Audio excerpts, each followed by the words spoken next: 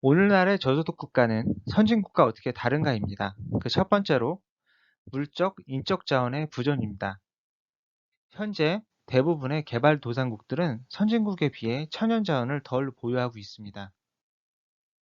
그리고 숙련된 인적 자원 부존에 있어서 차이는 더욱 극명합니다.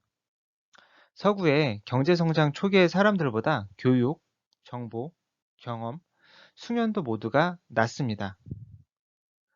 두 번째로 1인당 소득과 GDP의 상대적 수준입니다. 대부분의 저소득 국가 사람들은 예전 선진국에 비해 더 낮은 수준의 소득을 가지고 있습니다. 예전 선진국들은 세계 나라에 비해 경제적으로 우위에 있었지만 현재의 개발도상국들은 경제적으로 최저 수준에서 성장 과정을 시작합니다. 세 번째로 기후의 차이입니다.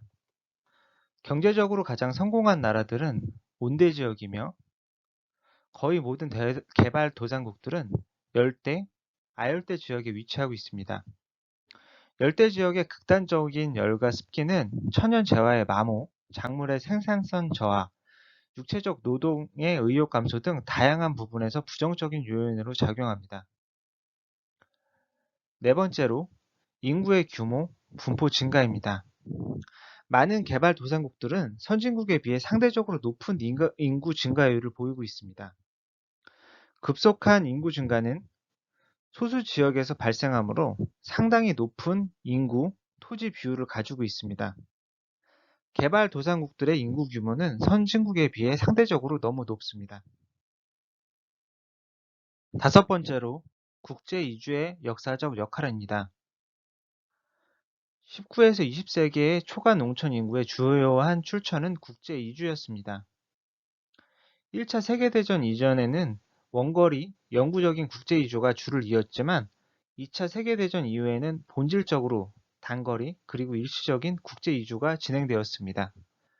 이런 국제 이주는 가난한 지역에 두 가지 혜택을 주었습니다. 그 첫 번째는 떠나보내는 정부는 100% 실업자로 남아있게 될 사람들에게 지급될 비용을 절약할 수 있었으며 두 번째로 해외로 이주한 근로자 임금 소득의 상당한 비율이 본국으로 송금되었기 때문에 정부는 귀중한 외환을 받을 수 있었습니다.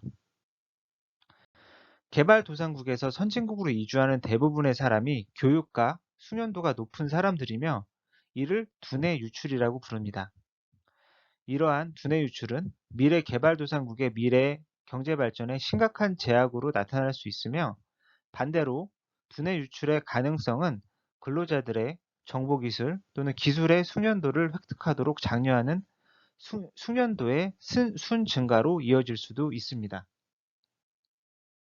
여섯 번째로 국제무역으로부터의 성장을 위한 자극입니다.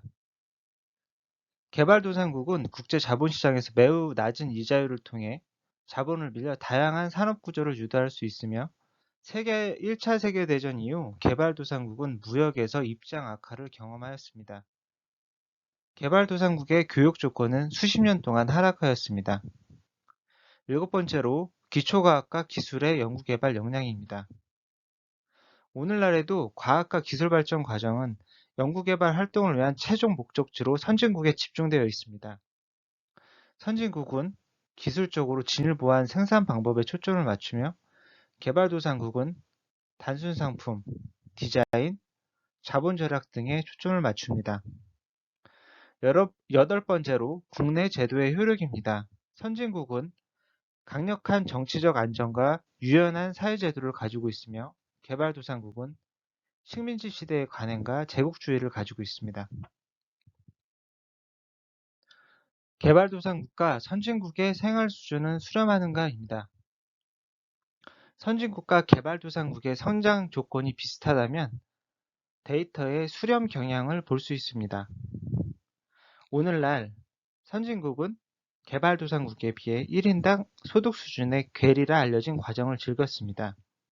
여기서 괴리란 1인당 소득이 저소득 국가보다 고소득 국가에서 더 빨리 증가해 시간의 흐름에 따라 소득 격차가 확대되는 현상입니다. 그리고 개발도상국과 선진국의 생활 수준이 수렴 현상을 보이는지 고려하는 것은 적절하다입니다. 여기서 수렴은 1인당 소득이 고소득 국가보다 저소득 국가에서 더 빨리 증가해서 시간의 흐름에 따라 소득을 추격하는 경향입니다. 개발도상국이 평균적으로 더 빨리 성장하여 선진국을 추격할 수 있는 두 가지 이유로 첫 번째로 기술의 이전입니다. 개발도상국은 선진국의 기술을 모방해서 기술 개발 과정을 건너뛰고 바로 고생산성 기술로 들어갑니다. 두 번째로 요소의 축적입니다. 자본 집약도가 높은 선진국에서는 자본의 한계성과 투자의 이윤이 낮기 때문에 개발도상국에 투자하게 됩니다.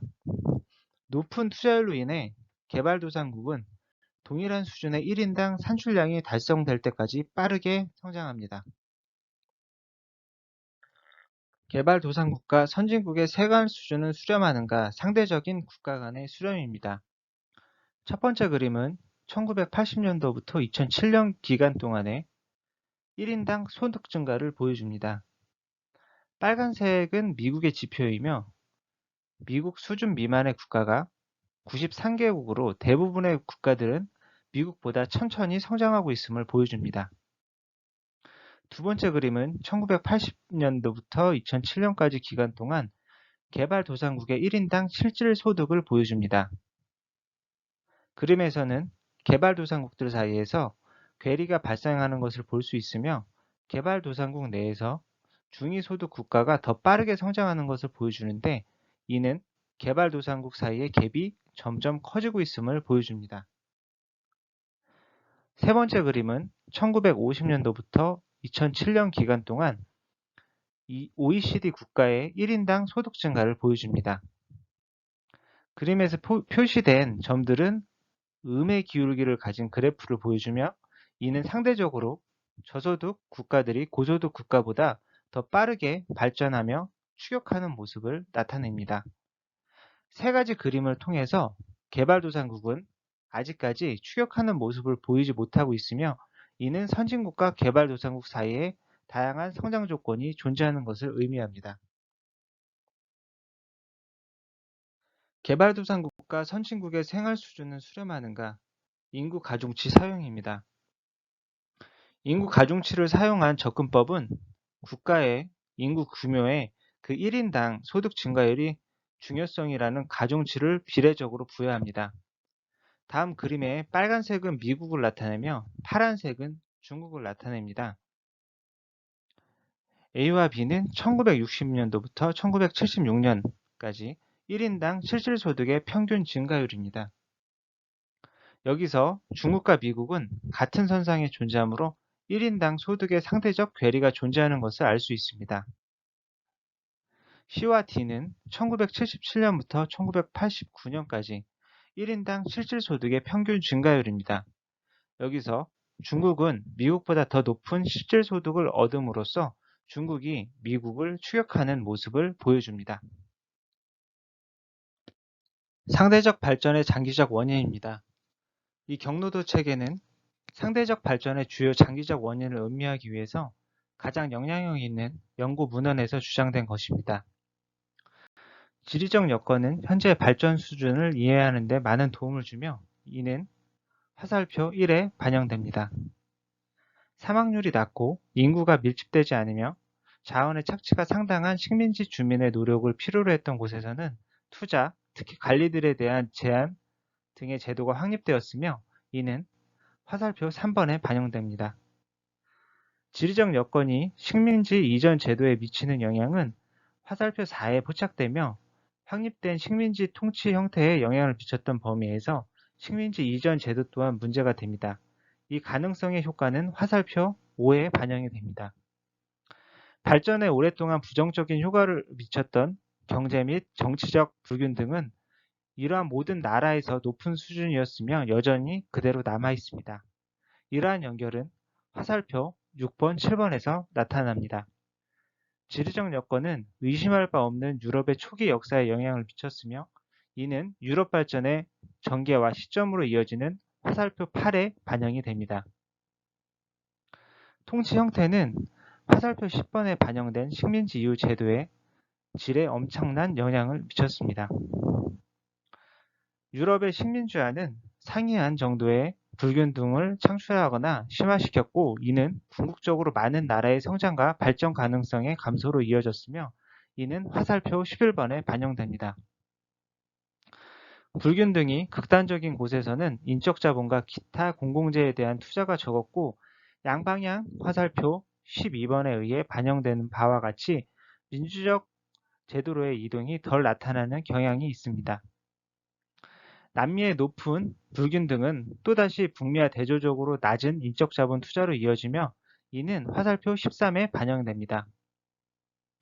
구체적인 기술이 담당했던 역할은 또한 발전을 위한 인적 자본 투자의 중요성을 나타내며, 이는 화살표 14번에 반영됩니다. 인구의 교육의 깊이와 넓이를 발전을 위한 활력으로부터 정부의 효력을 결정하는 데 도움이 되며, 이는 화살표 15번에 의해 반영됩니다. 민주적 통치, 법의 지배, 그리고 엘리트에 대한 제한이 더 많고 더 나은 질의 공공재로 장려할 것이며, 이는 화살표 17번에 반영됩니다. 일반 시민들을 위한 더 나은 재산권 보호와 계약의 강제 이행과 경제 기회의 광범위한 접근은 민간 투자를 자극할 것이며, 이는 화살표 18번에 반영됩니다. 제도는 국가와 시장의 독립적인 요인으로서 효과적으로 조직하고 행동하는 시민사회의 능력에 영향을 미치며, 이는 화살표 19번에 반영됩니다. 공공재의 질, 시장의 기능 상승, 효과적인 시민사회의 세 가지 부문의 활동은 각기 생산성 및 소득, 그리고 보다 일반적으로 인간 개발에 영향력을 가지게 될 것이며, 이는 화살표 20번, 21번, 22번에 반영되어 나타납니다. 이 장에서는 선진국의 현대적 그리고 역사적 특성과 비교하여 대부분의 개발도상국 사이의 몇몇 중요한 유사점을 지적하고, 소득과 인간 개발 수준의 뿌리 깊은 원인을 설명하는 데 있어 크게 나타나는 것은 불균등, 허약한 제도, 낮은 수준의 교육 및 건강이었습니다. 그러나 이러한 낮은 수준으로 시작할 때조차도 경제 및 사회 발전을 위해 적절한 전략으로 개발도상국들이 할 수 있는 것들은 아직 많은 것이 존재합니다. 이상으로 경제발전론 1, 2장 발표를 마치도록 하겠습니다. 감사합니다.